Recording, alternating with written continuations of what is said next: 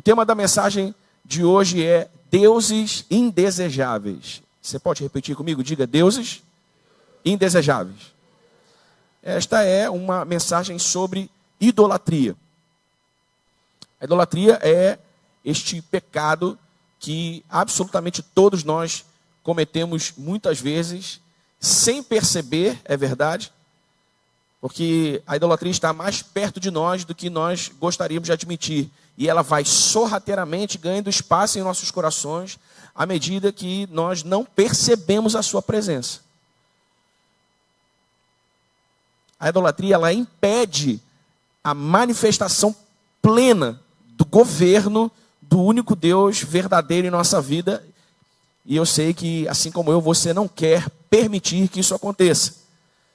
Se o que nós desejamos é viver a vida cristã plena, nós precisamos dar nome aos bois. Não é assim que se diz por aí? Nós precisamos identificar os pecados do coração para nos arrependermos diante do Senhor.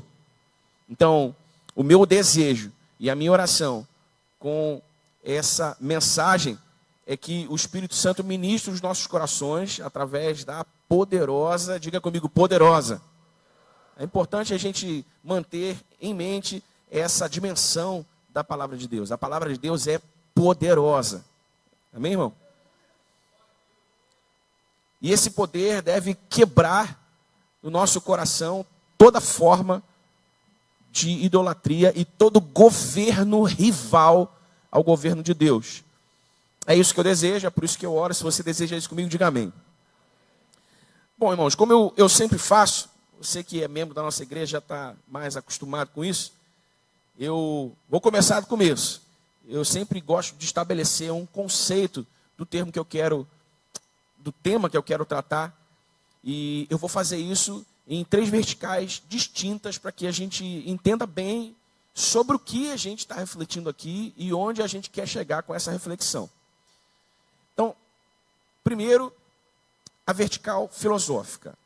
A filosofia define a idolatria como atribuição de valor absoluto a algo que é finito ou contingente.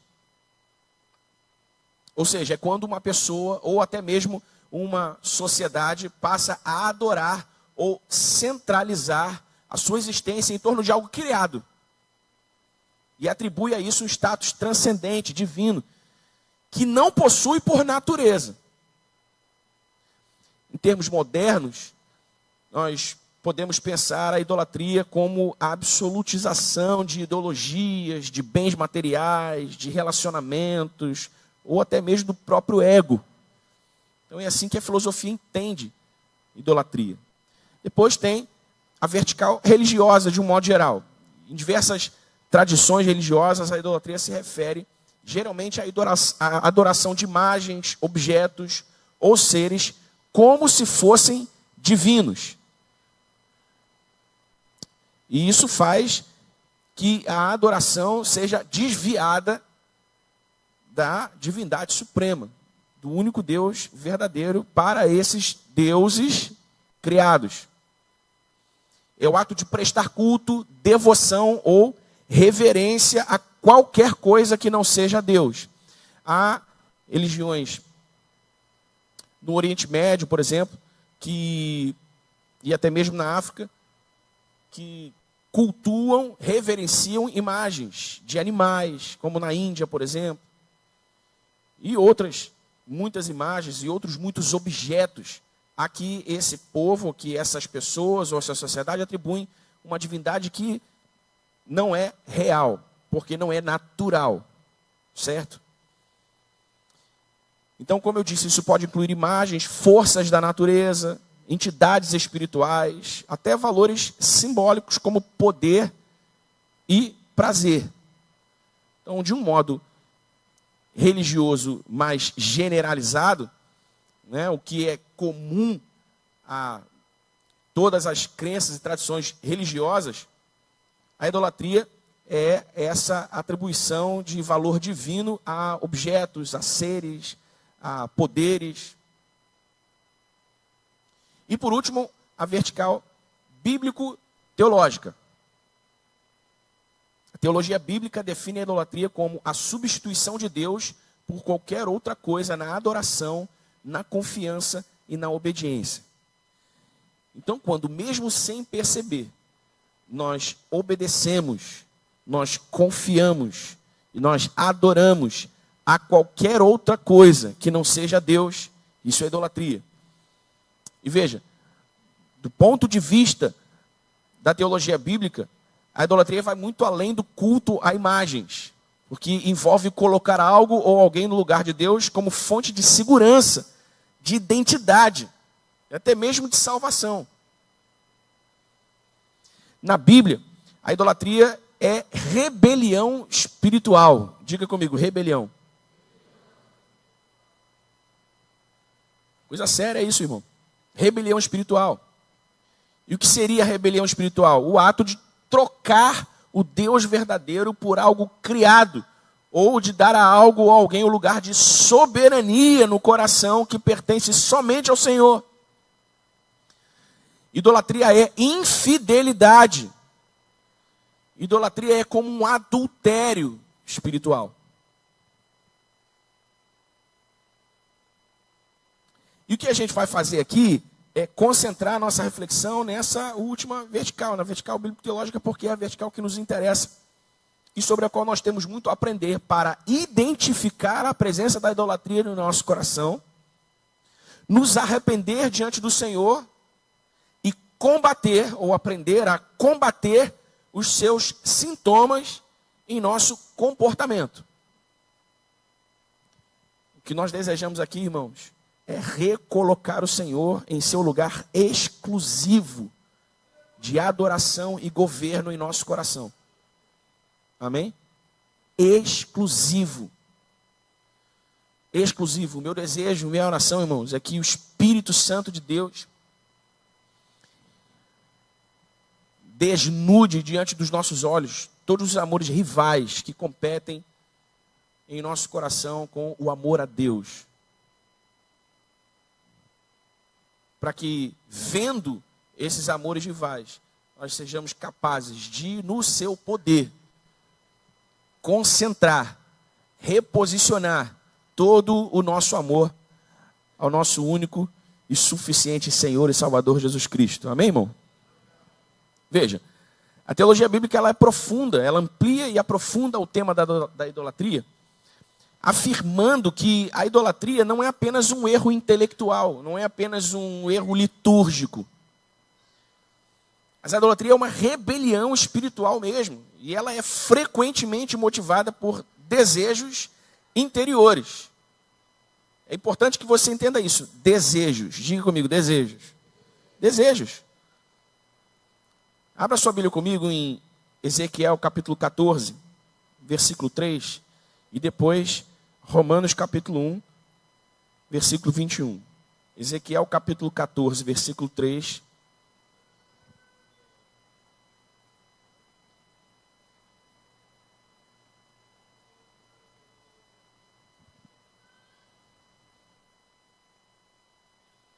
E depois Romanos capítulo 1, versículo 21. Se você chegou, diga amém.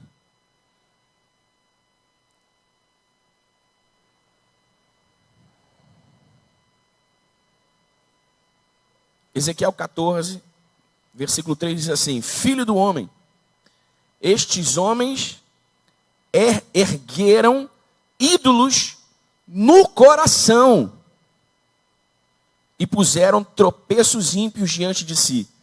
Devo deixar que me consultem? O próprio Deus falando a Ezequiel a respeito do povo, a quem ele exortaria por meio da sua profecia. Filho do homem, estes homens ergueram ídolos no coração, diga no coração. No coração. E puseram tropeços ímpios diante de si. Devo deixar que me consultem? Romanos capítulo 1, do versículo 21 ao versículo 23.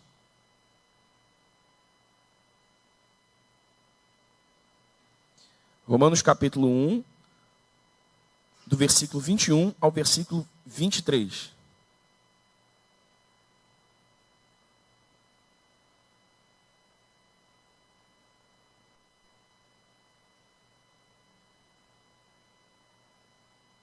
a respeito da depravação humana, o apóstolo Paulo diz assim: porque tendo conhecido a Deus, não o glorificaram como Deus, nem lhe deram graças, nem lhe renderam graças, melhor.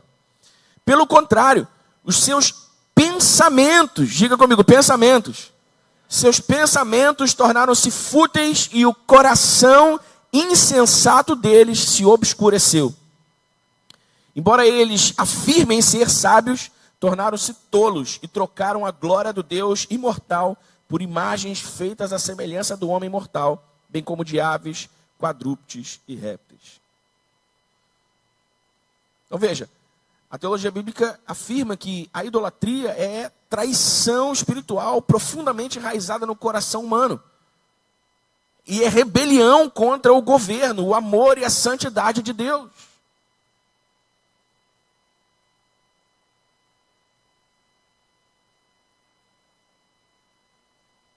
A idolatria começa dentro da alma humana, quando a mente e o conhecimento de Deus e o coração se apega a deuses substitutos, deuses indesejáveis.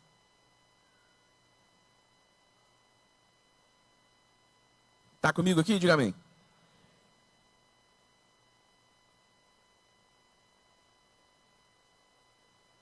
Não, Daniel, beleza, entendi tudo. Sou idólatra não, calma. Calma. Não que sejamos, irmão, mas que a idolatria frequentemente visita o nosso coração. E nós precisamos aprender a edificá-la para combatê-la, ok? Amém? No Antigo Testamento, os profetas frequentemente usam a imagem do casamento para representar a aliança entre Deus e Israel, o seu povo. Você já leu essa comparação nos livros proféticos alguma vez? Jeremias faz isso, Oséias faz isso, a gente vai ler aqui alguns desses textos. Por isso a idolatria também é descrita como adultério. Ou seja, uma traição à aliança, uma traição da aliança e do amor de Deus por nós. Jeremias capítulo 3,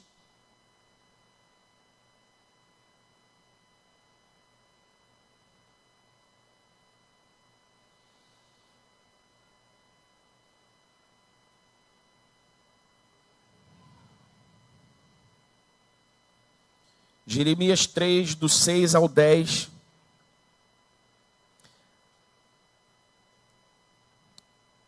Diz assim: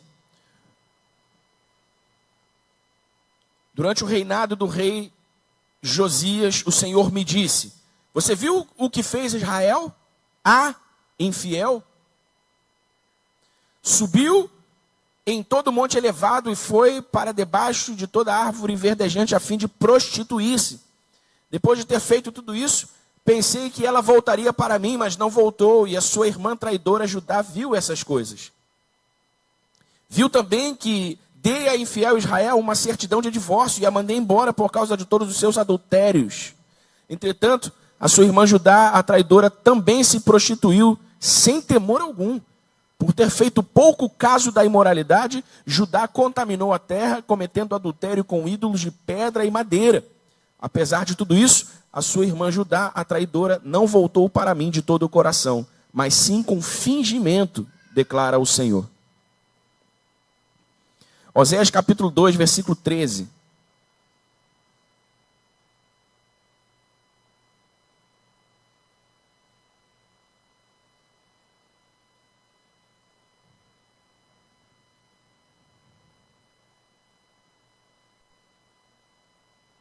Oséias capítulo 2, versículo 13 diz assim: eu a castigarei pelos dias em que queimou incenso aos Baalins.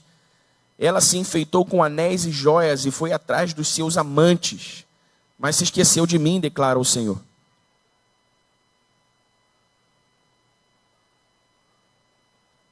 Veja aqui a linguagem profética, comparando a infidelidade de Israel para com Deus com o adultério. A quebra de uma aliança de amor entre Deus e o seu povo. Então a teologia bíblica também define a idolatria como um adultério.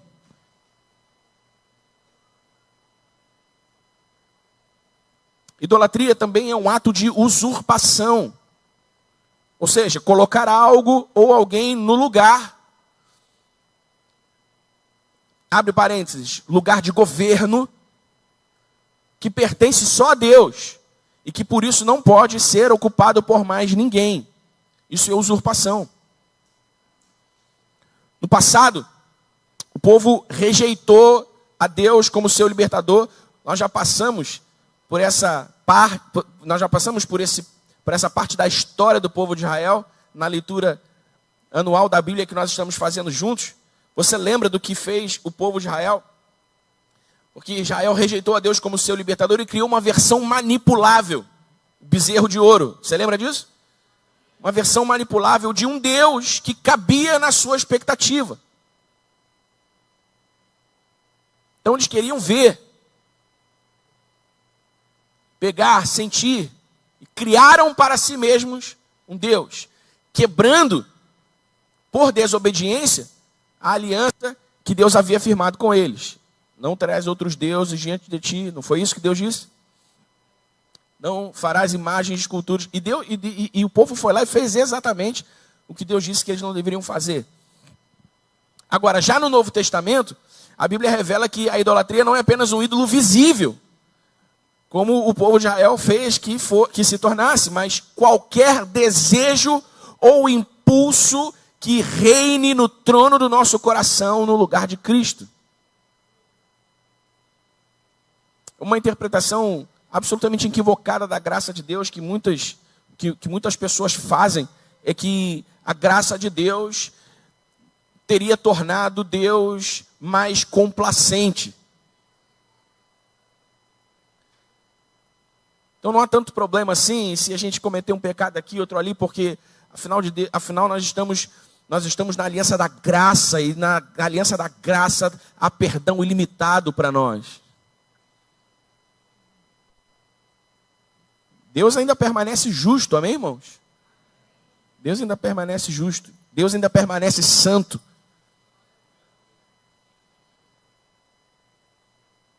Então nós não podemos pensar que na aliança da graça, amar e servir a Deus é mais fácil do que era na aliança da lei. Por quê? Porque na aliança da lei, a coisa toda precisava ser vista, tocada. Precisava haver materialidade. Na aliança da graça não, na aliança da graça, irmão, pensamento, sentimento, motivação, já tá dando problema. Você entende? Ninguém vê teu pensamento, ninguém vê teu sentimento, ninguém conhece a motivação real do teu coração quando você faz isso ou aquilo. Deus vê. E é isso que Deus pesa na sua justa balança. E é isso que precisamos estar atentos. Então veja, a idolatria, ela é uma rebelião da mente e do coração, um adultério espiritual, uma subversão do senhorio de Deus. E quando nós permitimos que a idolatria ganhe o nosso coração, mesmo sem perceber, como eu disse lá no início, estamos negando ao Senhor o nosso desejo de compreendê-lo, estamos negando ao Senhor a nossa sujeição, estamos negando ao Senhor também as nossas afeições. Ainda que digamos com as nossas palavras que Ele é o nosso Senhor, que Ele é o nosso Rei, que nós o amamos sobre todos os amores desse mundo, se nós não percebemos a presença da idolatria, e se ela já está entremeada em muitos dos nossos comportamentos, essa declaração verbal, ela se torna uma mentira. E nós precisamos estar atentos a isso, para que o tempo da nossa peregrinação nessa terra até a volta de Cristo não seja um engano. Para que o tempo da nossa peregrinação nessa terra até a volta de Cristo não seja um desperdício do amor de Deus, não seja um desperdício das bênçãos da aliança com Deus, mas para que todos estejamos na posição adequada em que possamos viver plenamente essa aliança, em que possamos desfrutar plenamente desse amor, em que possamos corresponder à expectativa de Deus pelo que Ele fez por nós em Cristo. Ainda que possível, eu tenho certeza que você jamais desejaria trair a confiança de alguém que fez por você algo que ninguém poderia fazer, ou que ninguém desejaria fazer, ou que deu a você algo que ninguém te daria, algo que ninguém sequer pensaria em te dar.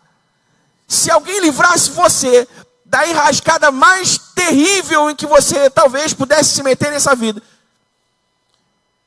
e trouxesse você para um lugar de segurança, irmão, você seria eternamente grato a essa pessoa, sim ou não? Você jamais consideraria a possibilidade de trair a sua confiança, sim ou não?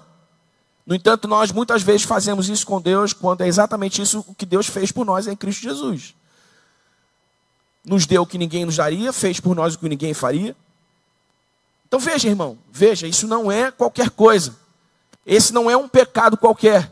Isso não é algo que podemos tratar com leviandade. Isso não é algo que podemos tratar superficialmente. Isso é pecado de rebelião, de infidelidade. Isso agride frontalmente a santidade do Senhor. E nos impede de desfrutar o governo pleno do Senhor sobre a nossa vida. Então nós precisamos chamar a idolatria pelo nome. Nós precisamos nos arrepender e combater a idolatria, toda forma de idolatria em nosso coração, com todo o nosso conhecimento e fé, para que o Senhor seja outra vez absolutamente soberano sobre as nossas vidas. Amém, irmão? Um grande problema da nossa fé, por assim dizer, é que nós podemos dizer qualquer coisa, não é, irmãos? Nós podemos dizer qualquer coisa. E qualquer coisa que dissermos, se bendita, pode convencer a qualquer pessoa que esteja nos ouvindo. Mas Deus continua pesando o nosso coração. Deus continua avaliando as nossas motivações. Deus continua constatando o propósito do nosso coração e os reais motivos por que estamos dizendo o que dizemos.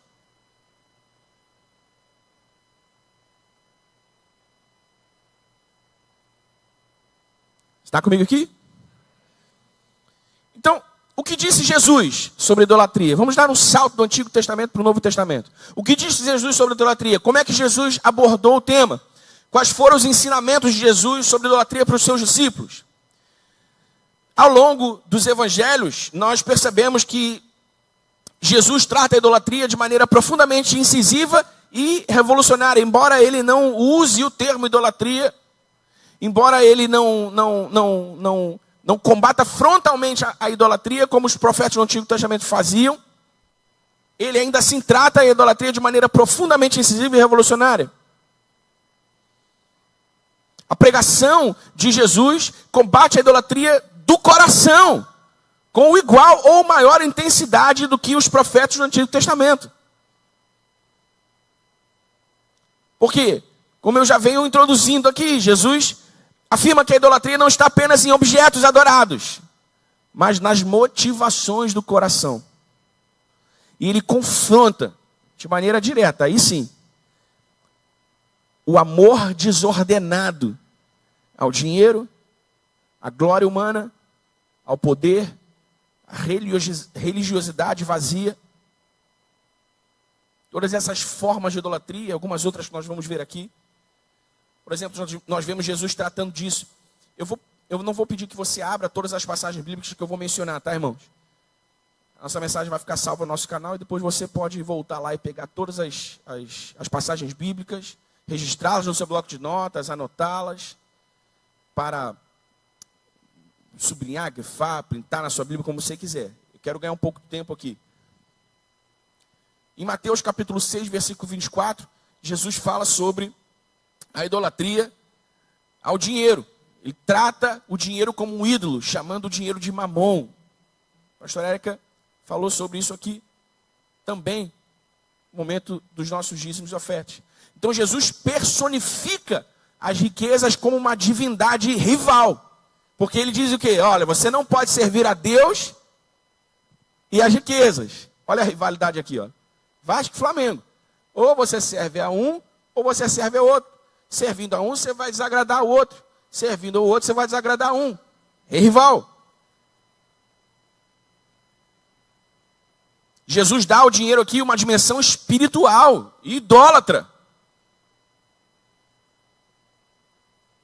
Se eu parasse no dinheiro, nós já teríamos muito material para tratar sobre idolatria aqui, sim ou não?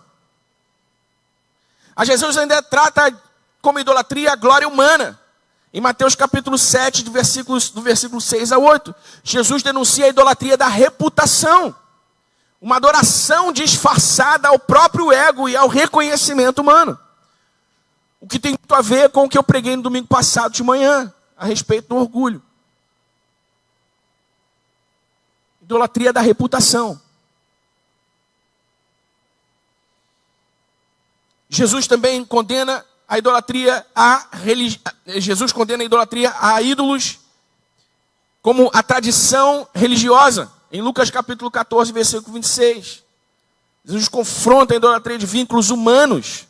Jesus confronta a idolatria ao ego humano. Uma síntese da idolatria do coração é a passagem de Mateus capítulo 19, versículos 20 e 21. A passagem que narra a conversa de Jesus com o jovem rico, você lembra?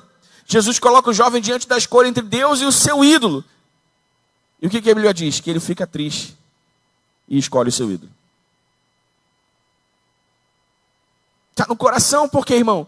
Porque a história narrada coloca aquele jovem diante de Jesus como um jovem sensacional, um jovem exemplar. Ele chega para Jesus e diz: o que preciso fazer para herdar a vida eterna, Senhor? Bom, você cumpre os mandamentos e blá, blá, blá, blá, blá. Mas tudo isso eu tenho feito desde a minha infância, Senhor. É só isso mesmo? Ah, tem feito tudo isso desde a sua infância? Muito bem. Então agora você vende tudo o que você tem, dê aos pobres e me segue. Aí o texto bíblico diz que aquele jovem ficou triste. Porque ele tinha muito dinheiro. Ele tinha muitos bens. E o seu dinheiro e os seus bens haviam se tornado senhor da sua vida. O seu dinheiro e os seus bens estavam naquele momento dirigindo as suas decisões.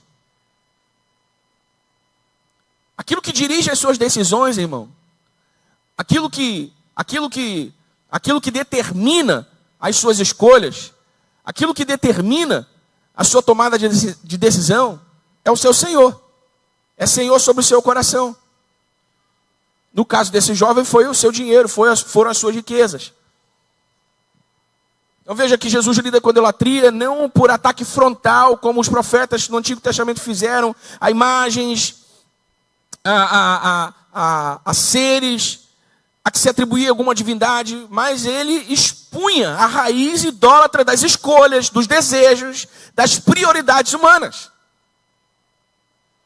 E ele vai revelando que o coração humano é essa fábrica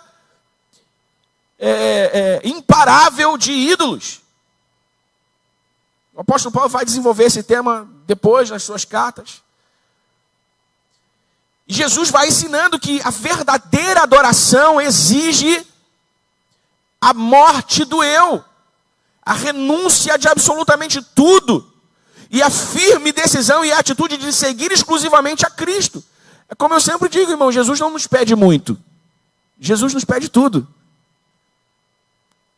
Amém?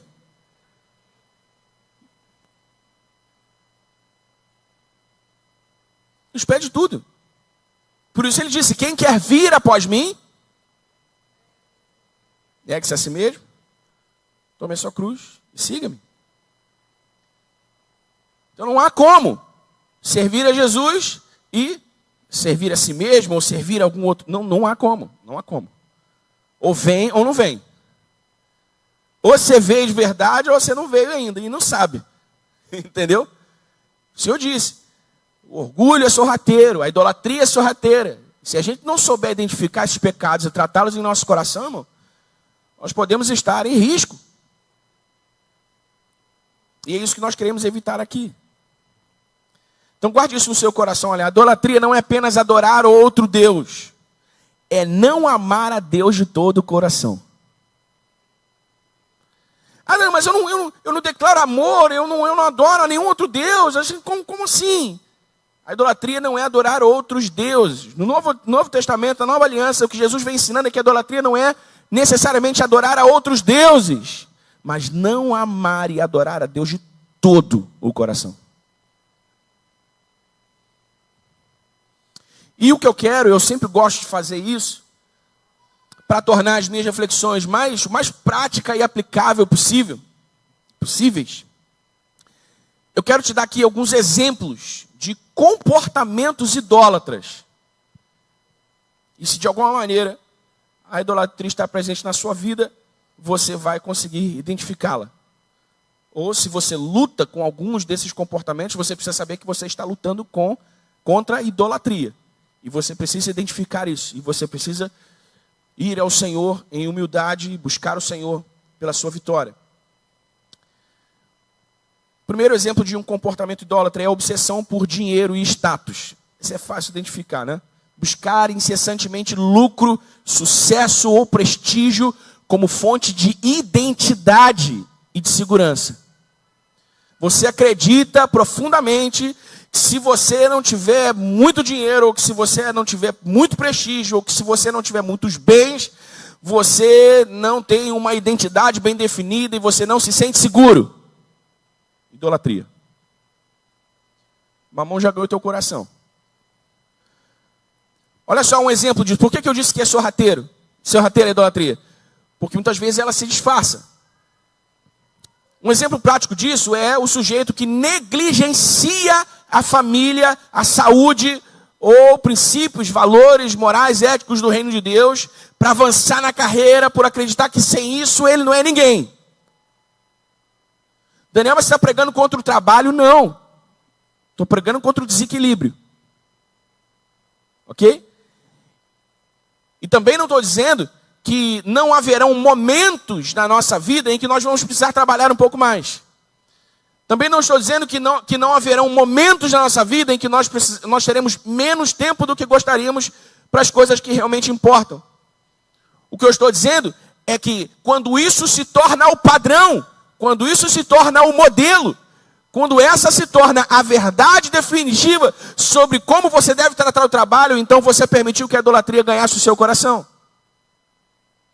Por quê? Porque mesmo que você não diga isso verbalmente, mesmo que você não demonstre isso de maneira muito óbvia, muito explícita, há no seu coração uma obsessão por dinheiro e por status, em que você firma o seu coração, em que você firma a sua identidade e a sua segurança no prestígio, no sucesso, nos bens.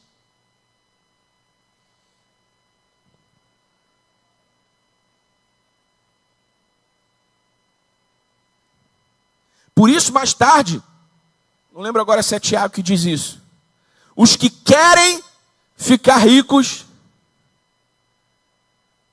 caem em muita tentação, caem em tentação. De novo, Tiago não está pregando contra a riqueza, Tiago não está pregando contra desejar prosperidade, Tiago está pregando contra idolatria, contra o desequilíbrio. Está conseguindo me acompanhar aqui, irmão? O segundo exemplo de um comportamento idólatra é o centramento na autoimagem ou na vaidade. A gente precisa ser muito honesto, irmão. A gente precisa ser muito honesto. A gente precisa ser corajosamente honesto para reconhecer, caramba, a idolatria no meu coração. Caramba, há uma preocupação exacerbada com a minha autoimagem. É verdade, eu tenho sido vaidoso. Por quê? Porque, como eu disse, nem sempre, assim como o orgulho e a idolatria, ela é visível, ela é óbvia. Porque ela está nas motivações, porque ela está nas intenções, porque ela está nos pensamentos, porque ela está escondida no coração. Então, quando o corpo, a estética ou a aceitação dos outros se tornam o centro da existência, Um exemplo prático disso seria um desespero por não parecer jovem, por não parecer bonito, bonita. Uma necessidade constante de aprovação. Se vê muito isso nas redes sociais hoje em dia, não é? Tem um maluco, eu esqueci o nome dele, na verdade eu nem sei o nome dele, mas tem um maluco aí, eu não sei se é na Europa ou nos Estados Unidos. O cara é um milionário, bilionário talvez. E o cara está investindo toda a riqueza que ele tem em descobertas científicas sobre como retardar a velhice. Sobre como até mesmo bloquear a velhice. E o cara está descobrindo diversas maneiras, o cara está fazendo, sabe, uma alquimia maluca, o cara está tomando uns negócios, o cara está fazendo isso, fazendo aquilo. Você vê o cara assim, ele já não sei qual a idade dele, mas ele já aparenta, você consegue perceber que ele não é jovem, ele não é jovem, mas sabe, ele tem um corpo musculoso e tal, e ele acorda, ele faz isso, ele faz aquilo. Se tiver curiosidade, depois você pesquisa na internet aí. Eu não sei o nome do cara, eu lembrei dele agora, se tivesse me lembrado antes eu trazia o nome dele. Mas o cara está gastando todo o dinheiro que ele tem para parecer esteticamente bem, para sequer ter de pensar na possibilidade de ser rejeitado, de não ser aceito.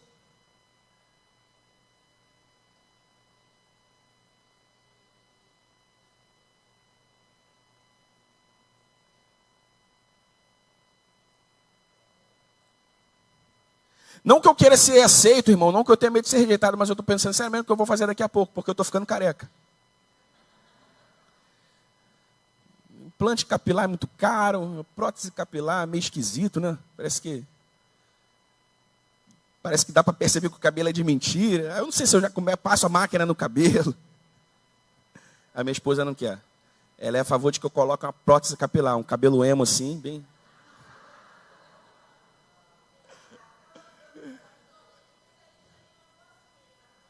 É, tá famoso.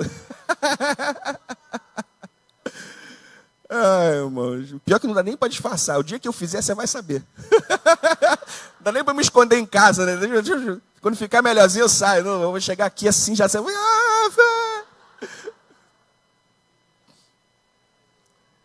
Mas sabe, irmão, quando há esse desequilíbrio, quando há esse desespero pela aceitação dos outros,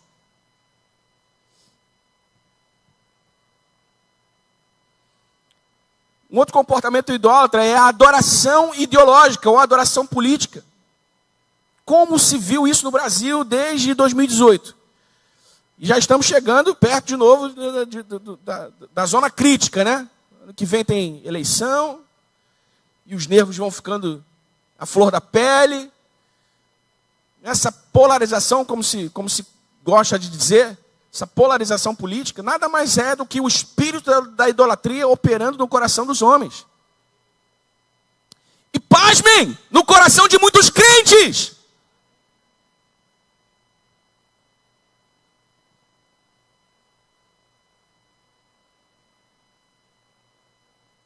Meu Deus! Meu Deus! Vote em quem você quiser, meu irmão. Só não faça de um político o seu Deus. Só não faça de uma ideologia política o seu Deus.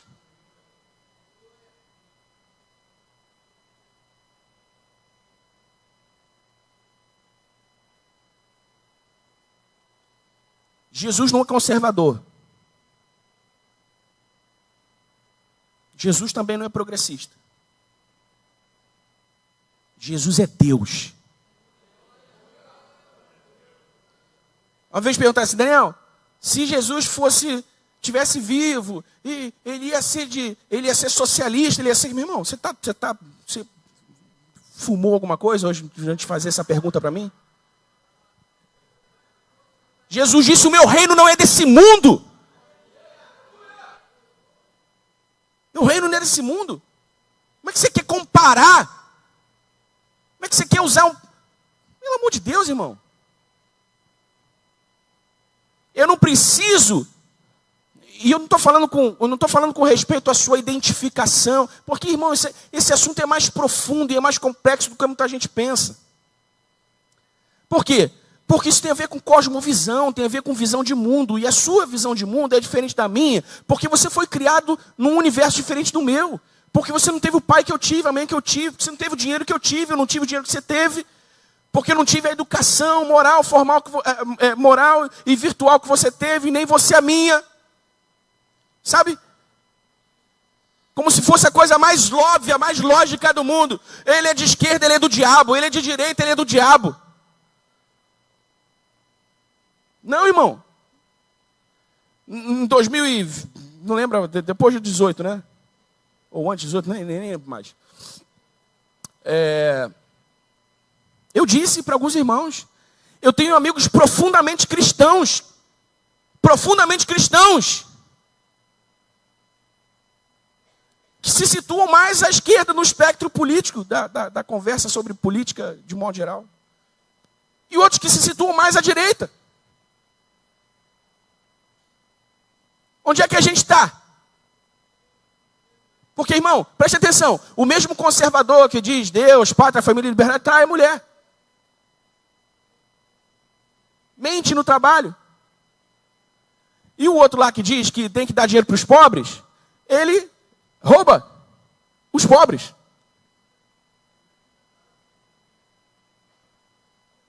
Aí fala para mim, você vai ficar lá ou vai ficar cá? Eu vou ficar com ele, irmão.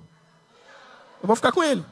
Não quer dizer que eu não voto, não quer dizer que eu não analiso propostas políticas, não quer dizer que eu analiso plano político, não quer dizer que eu escolho os meus candidatos, mas eu fico com ele, irmão. Ninguém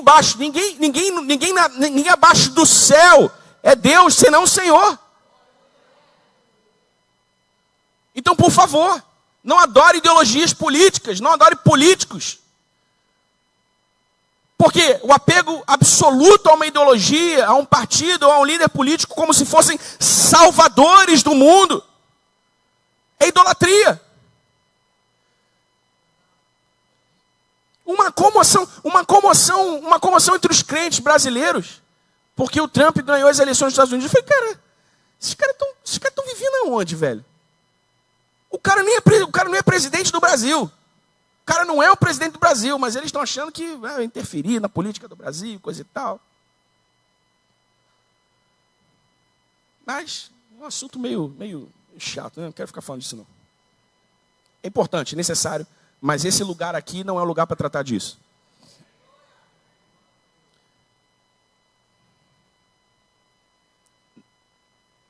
Isso aqui, que nem o apóstolo Paulo disse, né? Digo eu, não o Senhor. É minha opinião, tá, irmão? Minha opinião. Esse lugar aqui não é para tratar disso, na minha opinião. Ah, mas o Silas Malafaia faz, mas eu não sou o Silas Malafaia e essa aqui não é a Advec. Ah, mas o fulano de tal faz, eu também não sou ele e essa aqui não é a igreja dele.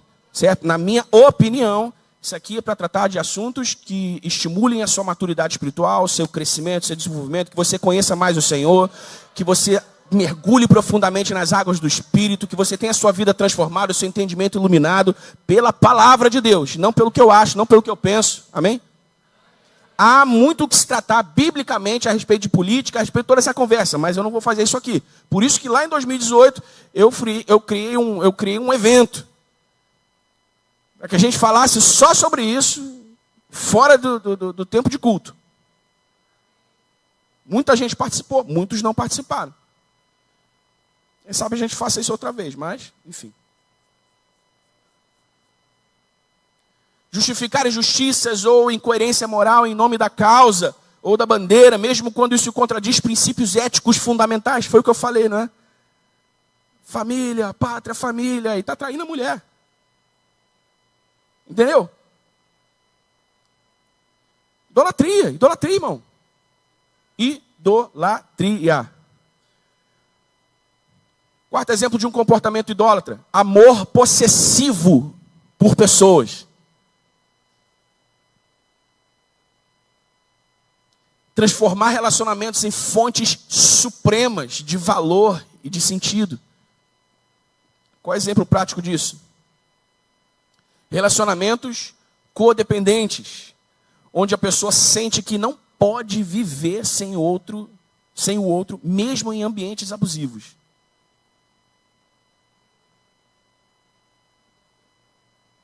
Entendeu?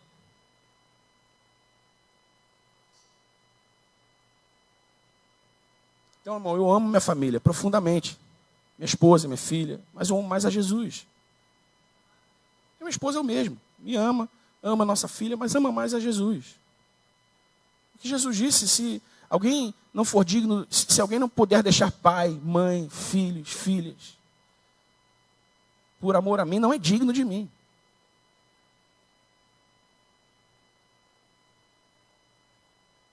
Se eu chegar no céu com a minha esposa e minha filha e Jesus não estiver lá, a gente tá ferrado.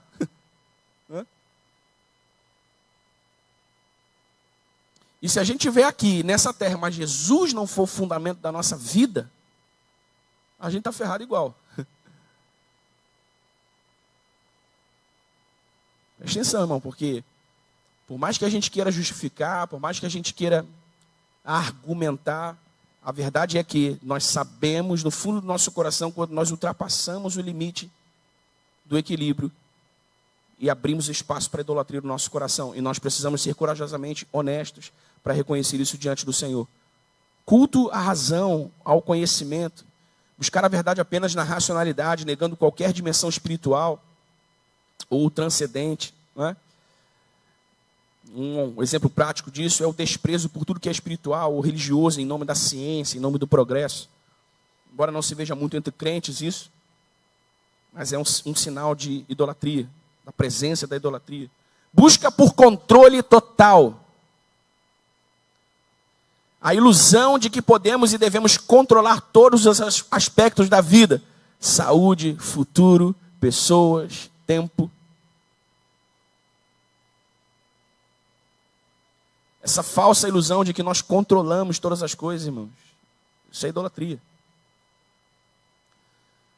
A idolatria do controle. Nós não controlamos nem metade do que nós achamos que controlamos. Nem metade.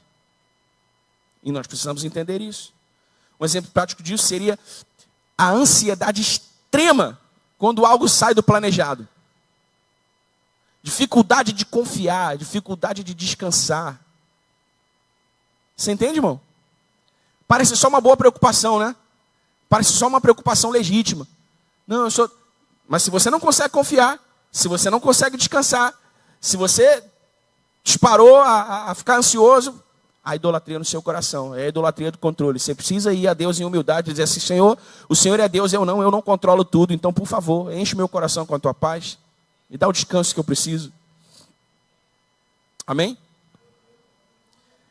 Então, só para mencionar alguns comportamentos idólatras que muitas vezes nós assumimos, como eu disse lá em cima, sem saber, porque eles passam despercebidos. E aí nós precisamos voltar e lembrar que nós estamos pecando gravemente contra o Senhor ao permitir que esses comportamentos constituam deuses indesejáveis no trono de governo que deveria ser somente do Senhor. Então, irmãos, hoje é o dia de nós deixarmos que a palavra de Deus nos confronte. Amém? Nos confronte. Eu tenho vivido dias de muito confronto na minha vida. Quando o Espírito me diz: você vai pregar sobre orgulho e você vai sentar para ouvir umas coisinhas, porque você está muito orgulhoso.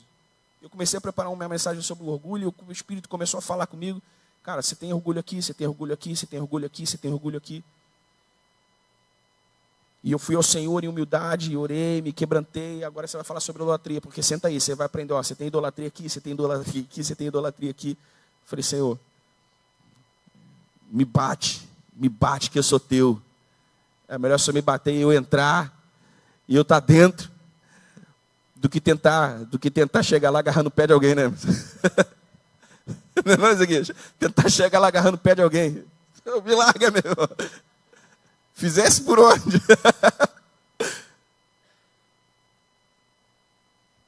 Porque essa é a verdade, irmão. Essa é a verdade. Se eu chego aqui e prego bonito pra caramba, e você, uau, que glória, que maravilha, que presença, e você sai amanhã, você tá idólatra, você está orgulhoso, você está vaidoso, você está... A gente está perdendo tempo aqui, irmão. Então a gente precisa abrir o coração e deixar que o Senhor confronte o nosso coração, confronte o nosso pecado, E nos leve no poder do seu Espírito a esse lugar de humilhação, onde nós podemos perceber o poder de Deus tocando a nossa vida e nos refazendo, nos restaurando. Amém, irmãos? Por mais que pareça em algum momento uma mensagem desconfortável, e é mesmo, mas o fim dela é nos dar leveza. Porque quando eu me livro do orgulho, quando eu me livro da idolatria, eu fico leve. Fico leve. Aconteceu uma desgraça, ele é Deus, eu não, meu irmão. Ele está no controle do mundo. Ele está no controle de tudo, de todas as coisas. Ele vai me manter, ele vai me suprir. Sabe, uma coisa que a gente precisa ter cuidado, né? Estabelecer uma teologia bíblica mais correta e mais saudável com relação a certos tipos a certos maneirismos evangélicos. Eu declaro em nome de Jesus que isso, aquilo, outro. Como se você tivesse o controle de fazer aquilo acontecer. Como se você, só pela tua vontade, pudesse garantir que aquilo vai acontecer. Irmão, meu pai estava lá no caixão, né, Emerson? Levanta, nós declaramos em nome de Jesus. O velho está no céu. E aí no interior dele estava dizendo assim, pelo amor de Deus, para de orar que eu quero ir embora. Vocês ficam com essa maluquice, eu já estou... Não é que é maluquice, irmão. É um modo de dizer aqui, estou só sendo despojado de formalidades.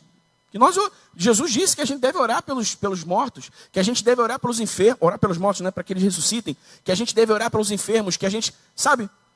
Mas talvez fosse mais sábio dizer assim, Senhor, em nome de Jesus nós te pedimos, estende a tua mão sobre esse irmão agora e derrame sobre ele a tua cura. Do que dizer assim, olha, eu declaro em nome de Jesus, aí o fulano não é curado, e agora a culpa é de quem? Não é? Porque, irmão, se eu digo assim, Senhor, em nome de Jesus eu te peço, Pai, em nome de Jesus eu clamo, derrama a tua cura sobre esse irmão agora. Nas entrelinhas das minhas palavras, eu estou dizendo assim, olha, Senhor, eu estou te pedindo, mas é o Senhor que sabe se vai acontecer ou não. Então, Senhor, em nome de Jesus, sabe, eu estou te pedindo, faça isso. Faça isso, Senhor, isso é o que eu quero, eu não sei se é o que o Senhor quer, mas eu estou te pedindo em nome de Jesus, faça. Irmão, pode ser que Deus olhe assim, caramba, vou fazer. Ou pode ser que Deus, por propósitos que nós não conhecemos, diga assim, não, segura a onda aí, eu não vou fazer isso agora não. Entendeu? Do que a gente ficar, eu declaro, eu isso, eu aquilo, eu. Você controla o quê, irmão?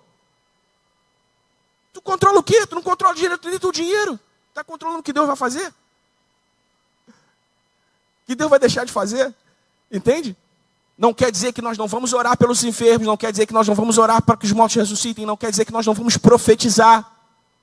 Nós seguiremos fazendo tudo isso, somos carismáticos, somos pentecostais, cremos no mover do Espírito. Continuaremos fazendo isso, mas com a certeza que nós não controlamos nada. Amém? Então há a idolatria. A idolatria muitas vezes até nos nossos maneirismos evangélicos. Você percebe o perigo disso, irmão?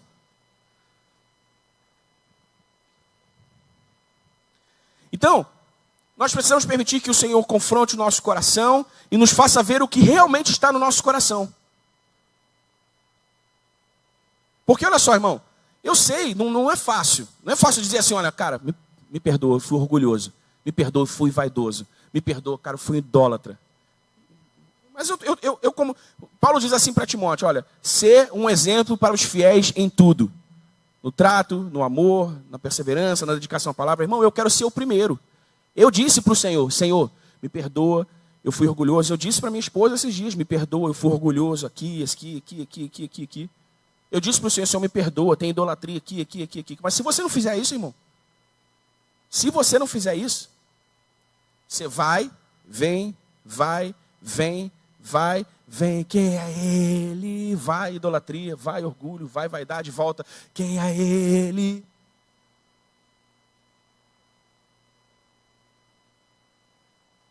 Não é fácil, mas é necessário. É necessário.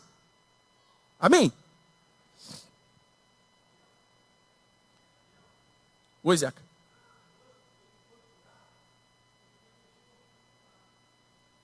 Exatamente. Exatamente.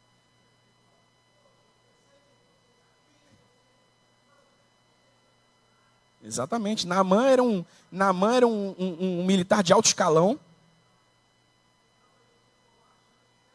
É. Isso aí. E não é. Olha só, irmão. Olha só a idolatria do ego. A idolatria do ego. Ele era um militar de alto escalão.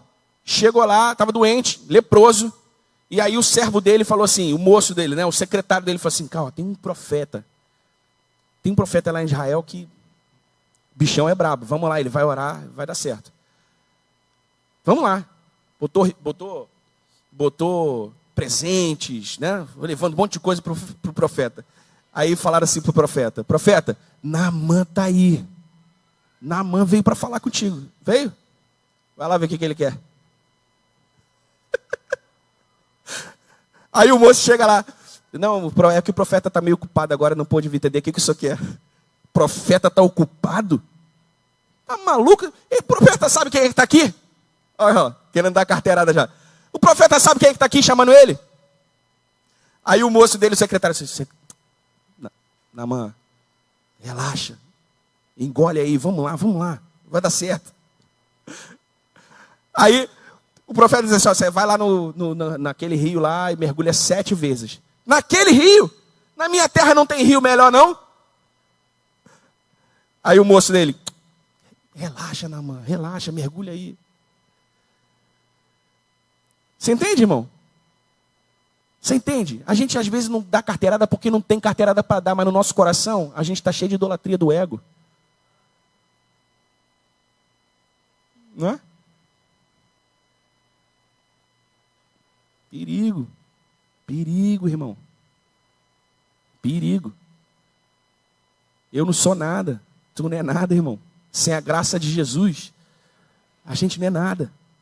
Tem carteirada para dar, vou dar carteirada de quê? De pastor? No Brasil, irmão, está complicado dar carteirada de pastor. Né? Fica na tua, irmão. Humilde. Vai de boa. Vai tranquilo. Deixa o Senhor guiar a tua vida. Deixa o Espírito dirigir a tua vida. Senhor, Tu és o Senhor sobre o meu coração. Não é o que eu penso, não é o que eu gosto, é o que o Senhor quer.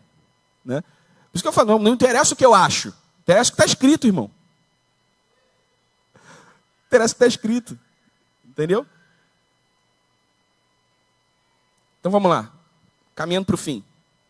Tá bom, eu entendi o que é idolatria, eu entendi que há muitos comportamentos idólatras que às vezes eu assumo e eu hoje estou reconhecendo isso. O que eu faço, Daniel? Beleza, vamos lá. Primeiro, você precisa fazer um autoexame regular do seu coração. Regular. 2 Coríntios 13, 5. Pode abrir.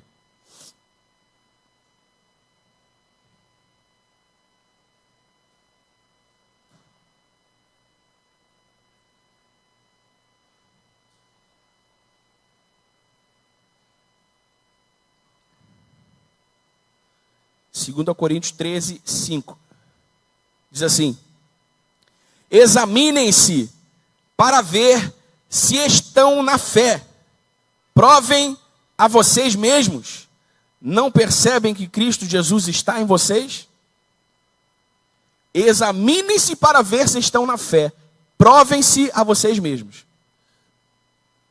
Nós precisamos fazer um autoexame do nosso coração todos os dias.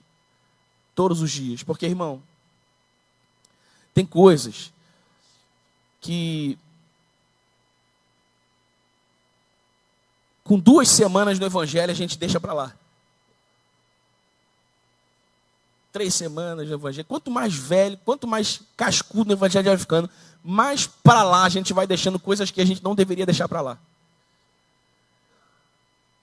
Então, a gente precisa fazer um autoexame do nosso coração regular, todos os dias. Senhor, está aqui meu coração, se houver algum orgulho, se houver alguma idolatria no meu coração, Senhor, me mostra, me ajude, Senhor, eu me humilho diante da Tua mão poderosa, para que o Senhor me faça puro, santo.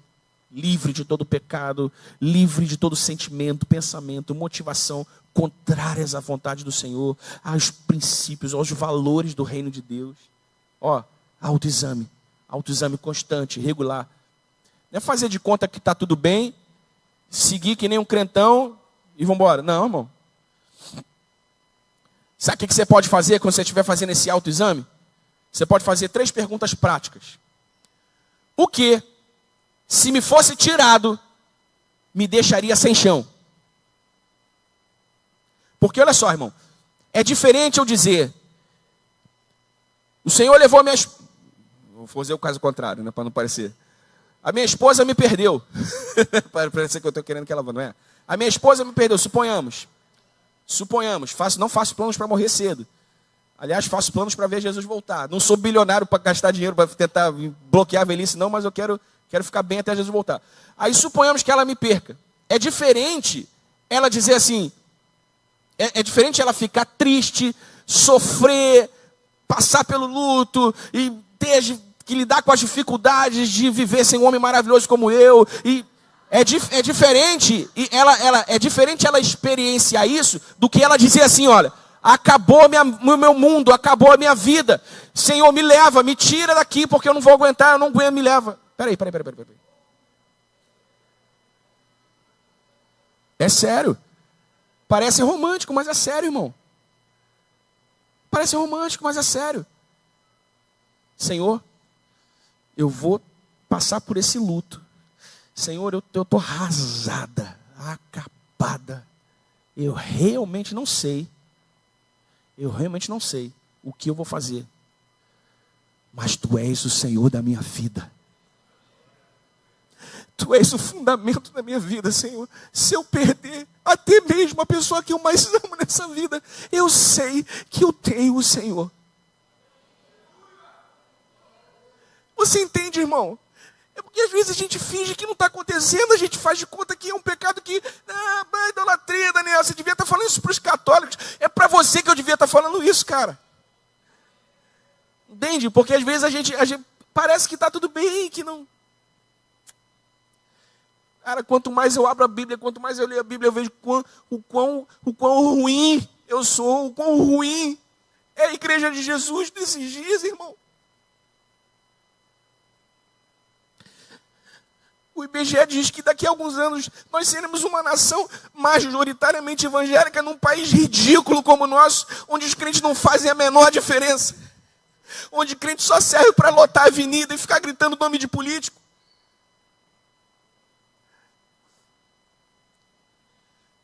Jesus nunca precisou de maioria, com 12 ele mudou o mundo. E a gente está se vangloriando de ser mais de 50% evangélico num país ridículo como o Brasil. Irmão, eu amo meu país, eu quero orar pelo meu país, eu quero orar pela minha cidade, eu quero orar pelo meu bairro. Mas se o Senhor não for o fundamento, se o Senhor não for a coluna,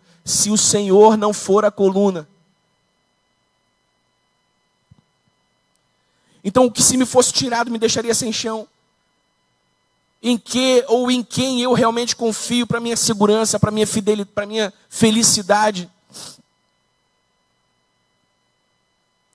Entende? Vou me separar dela, porque ele não me faz feliz. Idolatria. Porque se você precisa de alguém para ter felicidade plena no teu coração, sendo um cristão, sendo um crente, é por isso, irmão, presta atenção na conta, é por isso que a Bíblia condena o divórcio. Até permite o divórcio em casos de imoralidade sexual. Mas a Bíblia condena o divórcio. Não é vontade de Jesus que famílias se quebrem pelo divórcio. Por quê? Porque se você tem Jesus no fundamento, se você ama Jesus sobre todas as coisas, o que a Bíblia diz? Quem me ama, o amor do Pai está nele. E qual é a característica mais evidente do amor do Pai? Perdão. Perdão. Se Jesus, por causa da dureza do coração de vocês que Moisés disse isso, é porque vocês são muito ruins.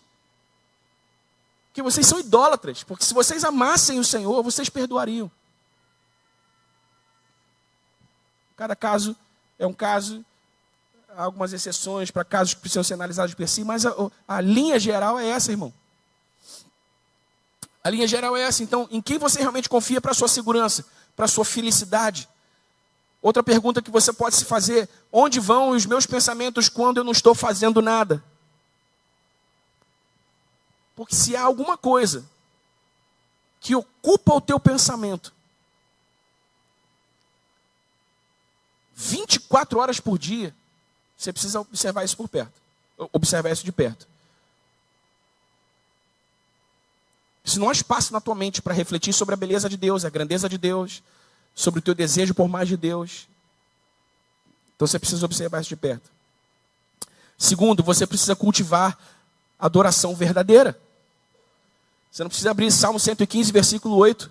Revela um princípio espiritual relacionado à adoração, que é o seguinte: tudo aquilo que a gente adora, a gente absorve. Ou seja, a tua adoração te modela. Você é parecido com aquilo que você adora. Certo? Você é parecido com aquilo que você adora. Então, se nós queremos nos livrar da idolatria, se nós queremos adorar, se nós queremos que Jesus seja soberano sobre o trono do nosso coração, nós precisamos cultivar a adoração verdadeira, porque quanto mais parecidos com Jesus nós formos, mais livres da idolatria o nosso coração estará. Você precisa cultivar tempo diário de comunhão com Deus, que envolva oração, meditação bíblica, confissão e louvor. Não como uma rotina, irmão, mas como um relacionamento mesmo.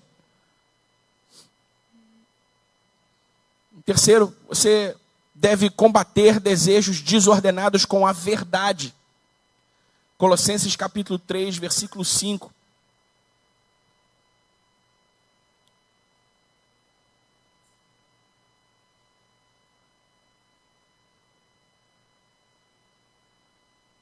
Colossenses 3,5 diz: portanto, façam morrer tudo o que pertence à natureza terrena de vocês: imoralidade sexual, impureza, paixão, desejos maus e a cobiça, que é idolatria.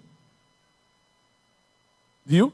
Façam morrer, combater desejos desordenados com a verdade. A verdade, a palavra de Deus está dizendo: olha, façam morrer. Você precisa combater com a verdade toda forma de idolatria no seu coração. Todo desejo desordenado, desenfreado. A idolatria é muitas vezes um desejo legítimo, transformado em um desejo, transformado em um absoluto, transformado em um Deus. A idolatria não começa como idolatria. Ela começa como um desejo legítimo. Mas eu permito que ela cresça a ponto de se sentar no trono do meu coração e se tornar um Deus sobre a minha vida.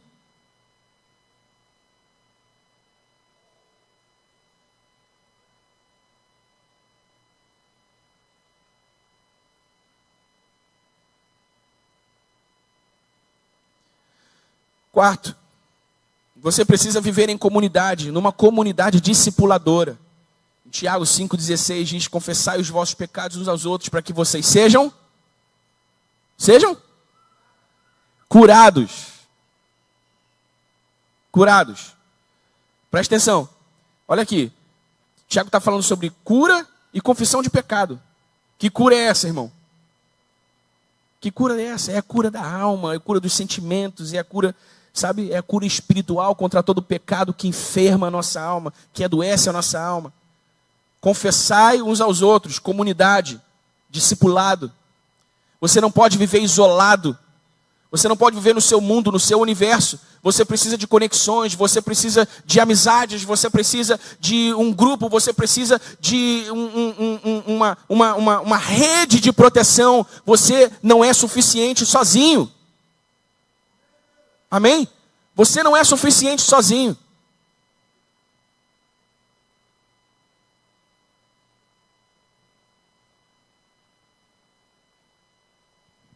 Isolamento alimenta a idolatria. A vida cristã exige irmãos e irmãs que nos ajudem a ver o que nós não enxergamos sozinhos. Quinto, você precisa renunciar a tudo que compete com Cristo no seu coração.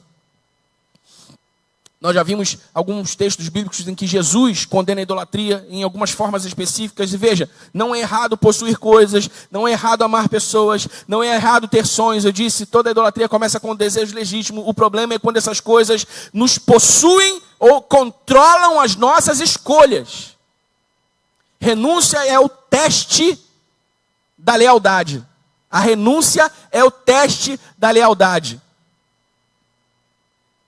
Quando algo que eu quero muito, quando algo pelo que eu sou perdidamente apaixonado, quando algo que é a realização da minha vida, quando Jesus, me dá aí.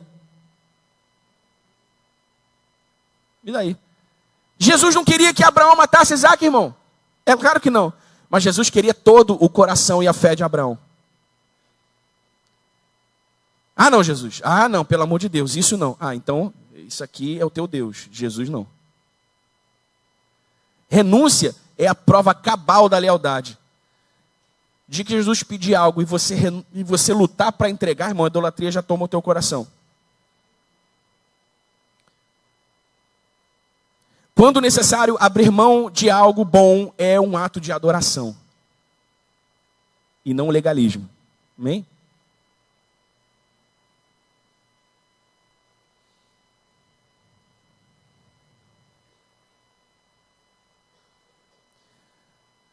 Você me dá mais 5 minutinhos, irmão? Que a gente vai celebrar a ceia junto. Eu sei. Me dá mais 5 minutinhos. Por quê? Porque me ocorreu que essa pode ser uma dúvida na mente de alguns irmãos. Tá, Daniel? Se a idolatria começa com desejo legítimo e posteriormente ela se torna um Deus, como discernir se o que há no meu coração é idolatria ou só um desejo profundo? Certo? Que você vai precisar identificar. Isso aqui já se tornou um Deus. Mas como é que você identifica isso? Qual é o limite? Como discernir se o que era no meu coração é idolatria ou só um desejo profundo, um amor muito forte?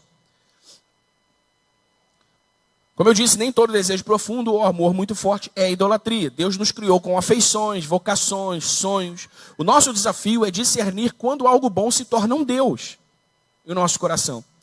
Então, só 3 critérios práticos para esse discernimento são, primeiro, lugar no coração. Isso é central ou subordinado a Deus? Você consegue dizer livremente, Senhor, isso aqui é um sonho do meu coração, mas está aqui, Senhor. Está debaixo da tua vontade. Se o Senhor não tiver nada com isso, apaga. Faz de conta que nem existiu. Mas, se você não consegue subordinar isso a Deus, problema. Se Deus disser não, ou tirar isso de mim, a minha fé e a minha alegria em Deus permanecem? Lembra do que eu falei? Ainda que eu perca a pessoa mais importante do meu... Se Deus me tirar, a minha alegria no Senhor permanece. A minha fé no Senhor permanece. Marcos 12:30, amarás o Senhor teu Deus de todo o teu coração. Diga comigo, todo. Outro critério, fonte de identidade e valor. Isso define quem eu sou? Lembra que eu falei do ego, da vaidade? Lembra que eu falei do dinheiro como uma fonte de identificação, identidade? Isso define quem eu sou? Se isso acabar, eu ainda saberei quem eu sou em Cristo? Colossenses 3:3 diz, nossa vida está escondida com Cristo em Deus. E o terceiro critério, controle sobre as decisões. Isso governa as minhas escolhas. Isso ou essa pessoa governam as minhas escolhas. Veja, irmãos, existem esposas que idolatram seus maridos e existem maridos que idolatram as suas esposas, porque ele e ela determinam o que é feito. Precisa haver uma consciência em todo casal cristão de que nenhum nem outro prevalece, senão o Senhor prevalece sobre os dois. E na compreensão clara de papéis, é preciso entender que o homem tem a responsabilidade final da liderança da família. Mas não quer dizer que o homem tem a palavra final. A palavra final é do Senhor. Entende? Então nem ele determina as escolhas, nem ela determina as escolhas. O Senhor determina as escolhas. Obviamente na figura de um ou de outro, quando há esse entendimento claro.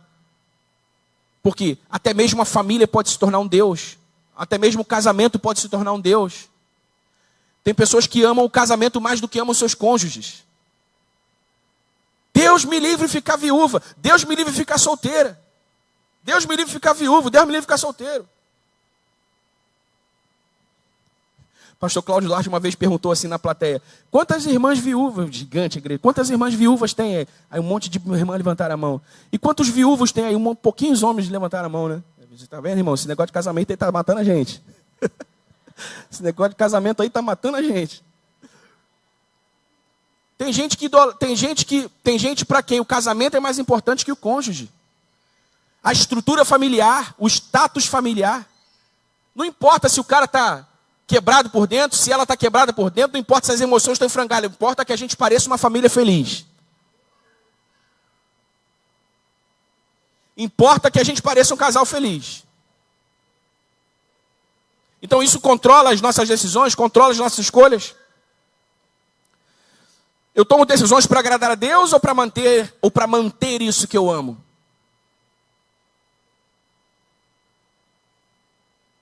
Eu há pouco tempo falei do Richard Stearns, é um executivo americano de alto escalão, foi CEO de grandes corporações bilionárias, e que foi convidado para ser líder da Visão Mundial, uma organização não governamental que combate a fome na África. Aquilo representaria para ele uma perda financeira e de posses de 40%, 50%. Do tipo assim, vou ter que viver com 50% menos do que eu vivo e a minha vida vai mudar completamente. E aí ele disse que foi conversar com a esposa. Olha só o que eu falei do casamento, irmão. Ele foi conversar com a esposa. E a esposa disse assim: o que você sente que o Senhor está te dizendo? Aí eu sinto que o Senhor está chamando a gente para isso.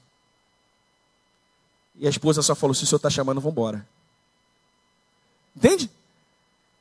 Ah, mas está chamando mesmo? Tu não está fazendo confusão. Ah, já nem sei mais se está chamando. Não, é melhor ficar aqui. Ó, quem é que controla? Quem é que decide? A esposa. Entendeu? Se perguntar 2 vezes, tem certeza? Tenho, Deus está falando. Tem certeza?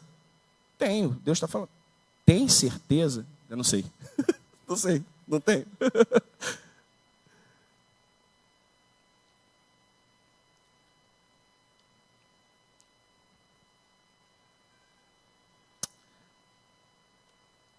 Deuses indesejáveis é o que nós não queremos, amém, irmãos? Que o Senhor seja o Senhor da nossa vida, do nosso coração. Que o Senhor seja rei no trono do nosso coração. E que nós sejamos corajosos para reconhecer toda forma de idolatria. Que nós sejamos corajosos para reconhecer toda forma de orgulho no nosso coração. Que nós sejamos corajosos para ir em humildade diante do Senhor, na sua presença, nos arrepender diante do Senhor do nosso pecado, clamar pelo poder do seu sangue que limpa, que purifica, e que possamos seguir as nossas vidas amando e temendo ao Senhor com todo o nosso coração, com todo o nosso amor e a nossa devoção. Amém, irmão? Porque é assim, só assim, irmão. Não importa se você um dia vai ser rico, se você um dia vai ser famoso, se você um dia vai ter tudo o que você quer, se você um dia vai realizar todos os seus sonhos, não importa. O que importa é que quando o Senhor voltar, você seja achado fiel. O que importa é que quando o Senhor Jesus voltar, Ele diga para você assim: servo bom e fiel. Ah, mas aquele sonho, vem para cá, você vai conhecer um negócio muito melhor do que aquele sonho poderia ser. Amém? E para isso, irmãos, é importante que nós sejamos corajosos para fazer essa autoanálise e para deixar que a palavra de Deus confronte o nosso pecado, para sermos humildes, para sermos santos, puros, e para que jamais a idolatria ganhe o nosso coração. Amém? Fique de pé no seu lugar.